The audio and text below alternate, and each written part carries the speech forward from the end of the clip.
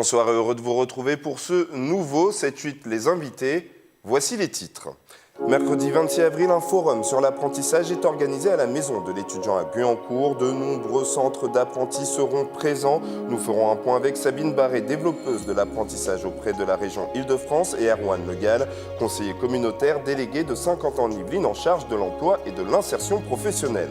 Parole aussi à Bruce Goldstein, responsable communication et marketing du Vélodrome national de Saint-Quentin-en-Yvelines. Il nous présentera le deuxième opus hors série. La soirée électro se déroulera les 4 et 5 juin. Le forum de l'apprentissage à la maison de l'étudiant, c'est demain à Guyancourt. L'apprentissage pour construire son avenir, ça se déroule de 10h à 16h. Une large palette de métiers sont proposés du CAP au bac plus 5. Pour en parler, nous recevons sur le plateau Sabine Barré, développeuse de l'apprentissage auprès de la région Île-de-France. Bonsoir. Bonsoir. Et Erwan Legal, conseiller communautaire délégué de Saint-Quentin-en-Yvelines en charge de l'emploi et de l'insertion professionnelle. Bonsoir. Bonsoir. Alors pourquoi avoir décidé de mettre en place cet événement? Allez-y. Alors, ça fait longtemps que je souhaitais organiser un événement qui me permette de communiquer, notamment auprès des familles, essayer de rassurer les parents sur le fait que l'apprentissage, c'est une très très bonne solution de se former et d'accéder à des diplômes qui sont les mêmes que ceux finalement de l'éducation nationale, mais tout en étant rémunérés, en trouvant un sens à sa formation, en trouvant une motivation. Les jeunes vont vraiment, entre guillemets, s'éclater alors qu'ils se seraient peut-être ennuyés à l'école derrière une table de façon classique, quoi. Et donc, c'est pour ça que j'ai contacté un peu la communauté d'agglo. Donc, notamment, M. Legal a été très à l'écoute dans ce domaine et m'a proposé de m'accompagner pour organiser ce forum. On sait que M. Legal est vraiment axé sur ce type de questions. C'est une demande dans l'agglomération. Il y a ce besoin pour les jeunes. Alors, c'est une demande, oui, mais vous l'avez dit, c'est aussi quelque chose qui m'anime. L'emploi, je le dis à chaque fois, il y a un taux de chômage, certes, mais on doit penser à l'avenir. Et l'avenir, c'est maintenant qu'il se prépare. C'est-à-dire que c'est maintenant que les jeunes doivent aller vers des filiales générales s'ils le souhaitent, très bien. Mais il y a d'autres filiales qui existent, dont l'apprentissage. Et je suis même tenté de dire surtout l'apprentissage pour un certain nombre d'entre eux, de ces jeunes, qui se cherchent un petit peu. Et derrière, on sait le taux d'employabilité qu'il y a en France avec l'apprentissage. Donc je crois qu'il ne faut même pas se poser la question, il faut y aller. Alors il faut changer les mentalités, il faut changer un certain nombre de choses. Mme Barré, lorsque je l'ai croisée, c'est une histoire d'hommes et de femmes, ces histoires de forum. Moi, on s'est découvert, moi j'ai confiance, on est prêt à le faire, on y va. Et de conviction aussi. Mais bien sûr, mais il faut y aller. Après, il va falloir voir ces jeunes. Les attirer. Et puis savoir aussi ce qu'ils en retiennent. C'est-à-dire que, je pense, et surtout en ce moment, il faut être très à l'écoute de ce qui se passe. Il faut humer un petit peu aussi comment les jeunes réagissent, parce que les forums, c'est bien, mais ça évolue énormément. Et malheureusement, l'apprentissage est tellement décrié. Et depuis 40 ans, moi, j'entends que du mal de l'apprentissage. Mais depuis que je fais de la politique, je n'y vois pas beaucoup de désavantages. Alors, je trouve ça assez perturbant. Je pense qu'on devrait quand même actionner, marketer l'apprentissage. On doit faire du marketing, comme vendre une voiture. Voilà. Vous le dites, c'est décrié, on ne connaît pas très bien l'apprentissage. Et puis en discutant un petit peu avant l'émission, vous m'avez dit que c'est souvent les bac plus 2 jusqu'au bac plus 5 qui usent de l'apprentissage. Pourquoi pas les CAP? Il y a vraiment une mauvaise vision, les parents ne veulent pas emmener leurs enfants? Donc 60% des jeunes là, cette année, des apprentis, sont effectivement de niveau bac plus 2 à supérieur. Et c'est vrai qu'on a le problème, oui, effectivement, des parents qui font tout pour amener le jeune jusqu'à un bac général, en se disant qu'après, il aura peut-être plus de possibilités, ce qui est vrai. Mais on voit bien sur le terrain des jeunes qui s'ennuient à l'école, qui végètent, en gros, et qui ne prennent plus leur destin en main parce qu'ils s'ennuient et qui sont plus motivés et qui pourraient vraiment trouver leur compte dans l'apprentissage. Et malheureusement, c'est vrai que l'éducation nationale m'a ouvert les portes au niveau de l'académie, mais sur le terrain encore est encore réticente. On a des objectifs de jeunes à amener vers le bac général et on a beaucoup de mal, notamment dans les niveaux CAP CAP, pourtant dans lesquels on a beaucoup de travail. C'est-à-dire que l'année dernière, par exemple, on avait environ 500 employeurs pour la Chambre de métiers de Versailles qui n'avaient pas d'apprentis à mettre en face.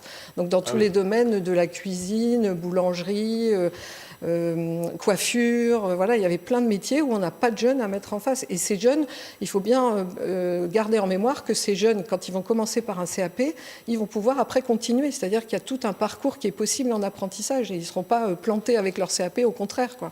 Ils vont pouvoir rebondir et continuer. Et c'est ce qui se passe très souvent parce que les jeunes, une fois qu'ils sont partis dans l'apprentissage, qu'ils sont vraiment maîtres de leur destin, qu'ils sont motivés et repartis, ils vont choisir de continuer bien souvent, décider de faire un autre diplôme et de continuer, quoi. C'est vrai que c'est Mais comment on les attire, en fait, voilà. tous ces jeunes du CAP jusqu'au bac, on va dire. Des fois, ils ne connaissent pas très bien ces métiers, c'est mal jugé par les parents, coiffeurs, alors qu'il y a une véritable carrière à faire, non? Oui, alors, Mme Barret l'a très bien expliqué, c'est-à-dire qu'à un moment, il va falloir en France arrêter les doubles et triples discours. Je n'ai pas de langue de bois, vous le savez très bien, mais l'éducation nationale, à un moment, il va falloir arrêter. C'est-à-dire qu'on ne peut pas tenir un discours à l'extérieur pour vendre l'apprentissage et puis rester toujours en inclusion permanente et dire aux parents, écoutez, non, il faudrait quand même bien continuer dans les filières générales. Oui, donc il y a un double discours, en fait. Il y a un double discours qui aussi effraie les chefs d'entreprise, parce qu'à un moment, aussi, ils s'y perdent. Il n'y a pas que ça, hein, parce que les normes, etc. aussi, il y a des freins qui font que ça n'aide pas le chef d'entreprise. Mais je suis assez d'accord. Moi qui vois beaucoup de chefs d'entreprise, ils ne sont pas fermés à prendre des apprentis. Il y a 72 centres de formation aussi sur le territoire de Saint-Quentin-en-Yvelines.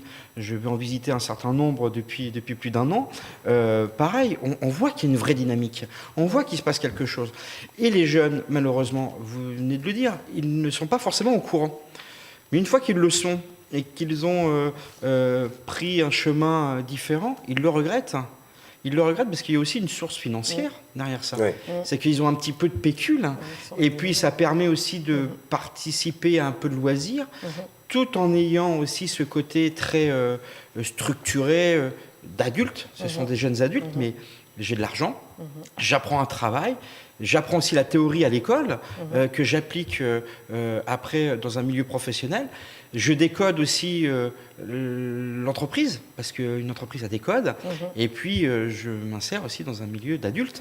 Voilà, donc c'est pour ça que il n'y a que des bonnes choses dans l'apprentissage. Mais il faut que ce soit attrayant. Enfin, on l'oublie de le dire, mais vous parliez de la coiffure, mais pour ouvrir un salon de coiffure, il faut un BP de coiffure. Ouais. Voilà, donc avec un CAP, vous ne l'avez pas. Pourtant, une coiffeuse ou un coiffeur en alternance, enfin en apprentissage, peut grandir et puis même... et faire de grandes choses. Et puis vous regardez les grandes entreprises françaises de certains groupes, hein, vous savez, ils ont démarré par l'apprentissage. Hein. Il faut prendre aussi en exemple aussi ce genre de personnes. Mais c'est vrai que c'est important. Je pense que chaque jeune sache qu'il a le choix dans la poursuite de ses études. Après, c'est vrai que ça ne correspond pas à tous les profils. Il y a des jeunes qui vont s'y sentir déstabilisés parce que l'apprentissage, c'est pas justement une voie de garage où on va mettre les nuls entre guillemets, parce qu'au contraire, c'est plutôt beaucoup plus difficile, c'est plus exigeant, un rythme plus soutenu. Il faut vraiment être proactif, dynamique. On peut pas faire ça comme ça. Et c'est vrai que c'est important de savoir qu'on a le choix, mais après de voir si ça correspond à son profil ou pas. Et je pense qu'une fois qu'on est parti dans l'apprentissage, il y a peu de gens, enfin j'ai rarement croisé quelqu'un qui m'a dit non, je regrette ce choix, quoi. Okay. Eh bien, merci d'être venu sur ce plateau. Oh, ne partez pas, vous partez trop rapidement. Le forum de l'apprentissage à la Maison de l'Étudiant, c'est demain à Guyancourt de 10h à 16h. Et si vous recherchez et vous voulez connaître un petit peu la suite des aventures pour vous, eh bien, allez-y, c'est important. Un événement culturel pour conclure ce 7-8. Les invités, connaissez-vous la nuit de l'électro hors série ? Alors non, mais si c'est électro-dance, c'est ça ? C'est électro-dance. Je serai présente. Eh bien, la soirée va investir le Vélodrome de Saint-Quentin en Yvelines. Après la gare Saint-Lazare en septembre, 10 artistes, dont Aneta, Octave One ou Paranoid London, je vous avoue, je ne connais pas moi-même, seront présents pendant 15 heures de concert. Environ 5000 personnes sont attendues, donc c'est un grand concert. Écoutez Bruce Goldstein, chargé de communication au Vélodrome. Les 4 et 5 juin prochains, c'est le hors-série. Tout à fait. Déjà, qu'est-ce que c'est ? Alors, le hors-série, c'est l'un des plus fameux festivals électro sur la place parisienne à la base. Et donc ils ont testé et osé venir réaliser l'expérience au Vélodrome national de Saint-Quentin en Yvelines. 10 artistes, presque 15 heures de concert. C'est ça. Comment ça va se dérouler? Alors vous l'avez dit, hein, c'est pendant 15 heures avec une série de têtes d'affiches successives. On est vraiment sur un modèle classique en termes de festival, donc on va accueillir un peu plus de 4000 personnes, voire 5000, à l'intérieur du Vélodrome national, donc sur le modèle des autres festivals qui se réalisent à l'international, parce que c'est aussi un festival à résonance internationale. Donc voilà, on est vraiment très content de réaliser l'expérience ici à Saint-Quentin en Yvelines. Dans le style, qu'est-ce que c'est? C'est de la house? C'est quel genre de scène? Alors c'est de l'électro. C'est concrètement de l'électro, avec, comme je l'ai dit à l'instant, les têtes d'affiche les plus célèbres au niveau national, mais aussi international. Quelques noms peut-être?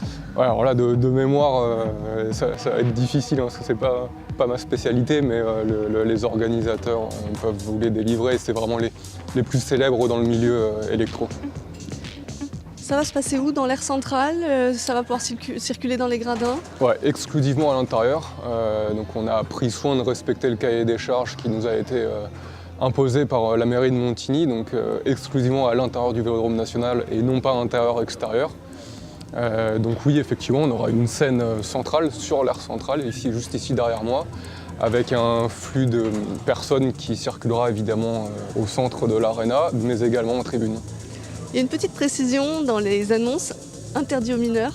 C'est ça, Pourquoi? exactement. C'est la loi qui veut ça aussi. On va avoir de la vente de certaines boissons alcoolisées.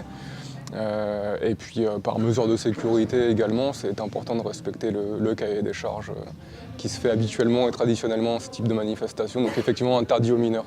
Ce hors-série, ce sera la 2e édition. La première a eu lieu le 3 septembre, si je ne me trompe pas sur la date, dans une gare parisienne avec 5000 personnes. Vous attendez la même influence? Exactement, c'est le même objectif de jauge. Donc c'était la gare Saint-Lazare. Et le modèle des hors-série, c'est justement d'accomplir ces événements dans des lieux insolites. Donc le Vélodrome en fait partie, évidemment. Et effectivement, objectif 5000 personnes. Une belle continuité après le succès du match de handball féminin il y a quelques mois. Le Vélodrome continue à se diversifier. Le Vélodrome poursuit sa quête de diversification. Effectivement, on a aussi pour mission de développer le volet culturel de l'enceinte. Donc on est en plein dedans, festival électro, culture. On surfe sur le succès du handball, effectivement, mais pas que, puisque là c'est plus du sport mais de la culture. Alors il y aura beaucoup de danse, donc petit côté sport aussi, effectivement. Mais oui, on est vraiment dans notre cœur de métier, à savoir accueillir des événements multimodaux. C'est dans un peu plus d'1 mois, les places sont déjà en vente, comment ça se passe? Tout à fait, on a ouvert la billetterie il y a environ 1 mois, même 3 semaines peut-être. On a vendu 1000 places en 72 heures, donc ça suit son cours et on sera très certainement complet avant l'échéance. Merci. Merci à vous. C'est la fin de ce 7-8 Les Invités. Merci de nous avoir suivis et surtout, bonne soirée.